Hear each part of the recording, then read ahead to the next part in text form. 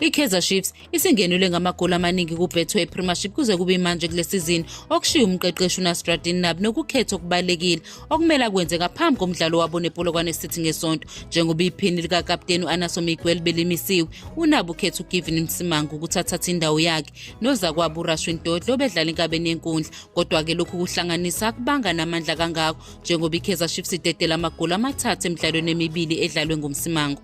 Lokhu kwenza ukuthi amagoli abo afinyelele ku-10 emidlalweni eyisikhombisa kuphela kule sizini. Emidlalweni wakamuva neRoyal AM bobabili uMsimangu noDodle benza amaphutha behlulwa amagoli amabili esombeni sesibili okudala ukuthi umdlalo uphele zibambene ngezihluthi i-Kaizer Chiefs neRoyal AM.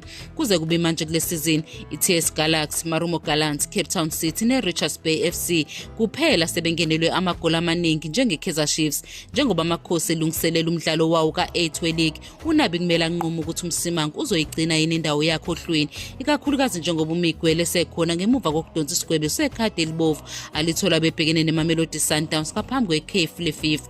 uMsimangu obengadlali kakhulu ekuqaleni kwesizini uthwale kanzima ngesikhathi ethola ithuba lokuqala ngesizini edlule. uMsimangu wenze kangcono esize iqembu lagcina lidlale imidlalo engu-10 lingangenelwa amagoli emidlalweni engu-26. Kodwa kule sizini kuyaphoxa njengoba i-Kaizer Chiefs isingenelwe amagoli ayisithupha emidlalweni emine uMsimangu ayidlalile. Kungakhathaliseki ukuthi uNabi uthatha sephi isinqumo, kuyacaca ukuthi kudingeka izinguquko ukuze kulungiswe izinkinga zokuzivikela zeqembu.